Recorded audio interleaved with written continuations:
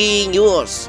US, mas lalo pang pinapalakas umano ang military ng Pilipinas lalo na sa paggamit ng mga kagamitan pandigma. O China, gulat na gulat dito. Samantala, Pangulong Ferdinand Marcos Jr. gagamitin na ba ang Mutual Defense Treaty? Ito ang atin tututukan ngayong araw na ito. Saglit lang ito mga kababayan, kaya humanap na ng pwesto. Tara na, umpisahan na natin ito.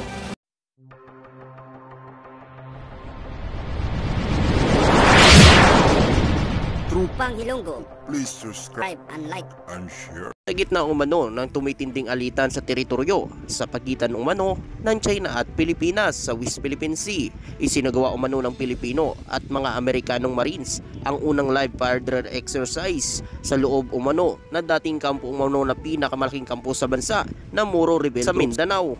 At ayon pa nga umano sa nakalat nating impormasyon, ito na ata ang pinakamalaking balikatan exercise na ginawa umano ng Pilipinas at US dito sa Pilipinas. At ayon pa nga sa nakalat nating impormasyon, ang bagong ground-based launcher ng US Army na kanyang suportahan ang Tomahawk Cruise Missile ay lumitaw umano sa unang pagkakataon sa Indo-Pacific, isang deployment sa Northern Philippines para sa mga military drills. Ito umano ang pinakamaganda at pinakamagaling na missile umano ng Amerika ang pinadala umano dito sa Pilipinas. Ang mid-range capability, kilala rin bilang Typhoon Weapon System, ay isang Lockheed Martin na disenyo na kumukuha umano ng Naval Vertical Launch System na binabago ito para sa island-based na mga operasyon. Ang mga launcher na ito ay bumubuo umano ng isang pangunahing bahagi na bagong multi-domain task force ng US Army na nilikaw upang tugunan umano ang malawak na hanay ng mga banta na kinakaharap umano ng Russia at China. Ang baterya na Typhoon na binubuo umano ng 4 na launcher, isang command center at ang mga naugnay umano sa logistical vehicle at itinilaga umano sa Strategic Fire Battalion ng Task Force, higit na binuo umano ng High Mobility Artillery Rocket System. Ayon pa dito mga kababayan, ang pagdating nito sa bansang Pilipinas ay napakalaking tulong umano ito sa tauhan military umano ng bansa natin dahil mahasa pa umano na gumamit ang ating mga Philippine Army. Napakalaking tulong din ito mga kababayan dahil sa ngayon wala pa tayong mga kagamitan katulad niyan na dinala umano ng US dito sa bansa natin. Kaya napakalaking tulong umano ito ang pagsasanay ng mga military ng US at Pilipinas sa ating bansa. Ayon pa nga rito, ang maghapon umano na drills na combat na marksmanship sa ilalim umano ng Marine Exercise 2024 ay isinagawa sa loob umano ng Camp Abu Bakar, dating teritoryo ng mga Moro Islamic Liberation Front na nahuli umano na kinuha ng mga puwersa ng gobyerno noong all-out war laban sa mga rebelde noong 2000. Ayon pa nga umano sa mga opisyal, ang mga military drills na ito ay hindi direktang nakatuon sa anumang mga bansa. Baka man nangyari ito sa panahon umano ng tensyon kasama umano ang China.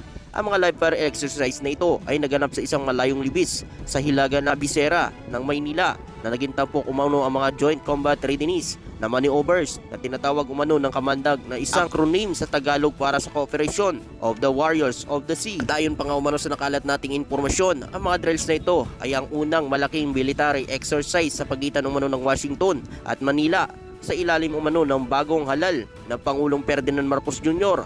Ang dating Pangulong Roa Duterte ay isang kilalang kritiko ng US na nagbanta umano na putulin ang ugnayan sa Washington at tutol sa mga military exercise kasama umano ang mga pwersa ng US na maaaring umano maging open sa Beijing. Tama lang umano ang ginagawa ni Pangulong Ferdinand Marcos Jr. na makipagkaalyado umano sa bansang Amerika dahil ang bansang Amerika mga kababayan, nangako naman ito sa bansang Pilipinas na tutulungan umano mapalakas dito ang depensa. At ayon pa nga umano sa nakalat nating impormasyon, ang mga live fire drills na ginawa umano ng Marines ng Pilipinas at US sa Maguindanao ay may layunin umanong patatagin ang kanilang mga kasanayan sa mga marksmanship. Sinabi umano ni Brigadier General Eric Maca Ambak ng commander ng 1st Marine Brigade na ang mga kawal ay mananatili hanggang Abril 19 upang mag-training umano ng maritime security operation, amphibious assault sa operation counter-terrorismo at ang special operation kasama ang air-to-face for insertion ng Filipino-US Marine Shield live fire drills inside of Maguindanao Camp. Naganap ang mga drills na ito sa likod umano ng mga huling violent na aksyon ng China sa West Philippine Sea na ang pangalan umano ng Maynila para sa mga parte ng South China Sea na sa loob umano ng kanyang exclusive economic zone. Sinabi mo ni makaambak na nagkanda umano ng isang simulated night jungle operation night vision. Ang mga exercise na ito ay sangkop umano noong 1951 Mutual Defense Treaty ng dalawang bansa na nagtatawag umano para parehong bansa upang tulungan ang bawat isa sa panahon umano ng agresyon na isang panlabas na kapangyarihan. Sa mga nakaraang pahayag, sinabi umano ng Pentagon na handa itong tumulong sa Maynila kung ito ay tumawag sa treaty sa gitna umano ng banta mula sa ibang mga bansa. Ayon pa dito, sa katapusan umano ng buwan na ito, plano ng US at ng Pilipinas na magsagawa umano ng kanilang taunang balikatan military exercise kasama ang mga 11,000 na Amerikano at 5,000 umano na Pilipinong kawal sa South China Sea. Naku, ito na mga kababayan, iinit na naman ang ulo ng China rito mga kababayan kapag nakita niya umano na 11,000 na umano ang military ng Amerikano na nandito umano sa bansa.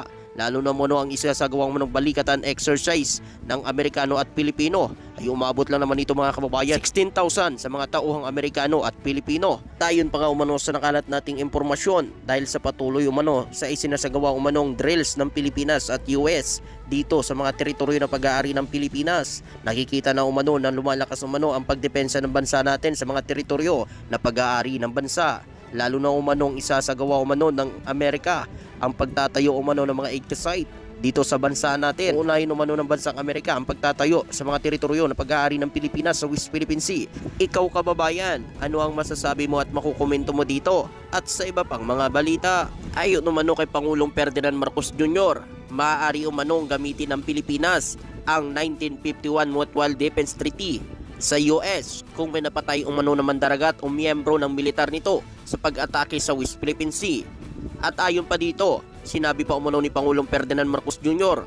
ang pahayag ng tanungin umano sa isang forum na hinuhost umano ng Foreign Correspondent Association of the Philippines kung kailan maaari umano gamitin ang Mutual Defense Treaty na patuloy umanong agresibong pagkilos ng China sa West Philippine Sea. Dagdag pa umano ni Pangulong Ferdinand Marcos Jr. kung sino man ang serviceman, Filipino serviceman na napatay umano sa pamamagitan ng pag-atake mula sa alingmang dayuhan na kapangyarihan o oras na iyon para umano tawagin ang Mutual Defense Treaty. Hindi umano gagamitin ang Mutual Defense Treaty hanggat wala umanong namamatay sa tauhan umano ng Philippine Coast Guard at sa mga mandaragat Pilipino. Ayon umano yan kay Pangulong Ferdinand Marcos Jr., gagamitin lang umano ang Mutual Defense Treaty kapag may namatay na umano na mandaragat o Philippine Coast Guard. Nagnya pa dito, basta sila ay talagang nagdulot ng casualty at napatay nito ang serviceman o anumang kanilang pagtatalaga kung sila ay merchant, marine o Coast Guard o aktual na Navy vessel. Hindi malaga, dagdag pa umano ni Pangulong BBM. Yung pinatibay naman ni US ang pangako nito sa Pilipinas sa ilalim umano ng Mutual Defense Treaty. Sa ilalim ng Mutual Defense Treaty,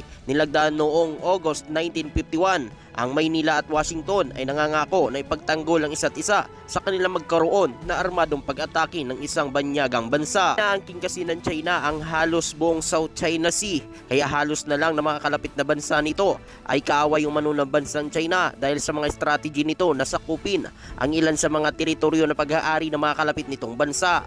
Lalo na umano sa bansang Pilipinas dyan sa West Philippine Sea. Gumagawa ito ng mga artipisyal na isla para unti-unti sakupin umano ang teritoryo ng Pilipinas. Ikaw kababayan, ano ang masasabi mo at makukomento mo dito? Siyempre hanggang dito na lang.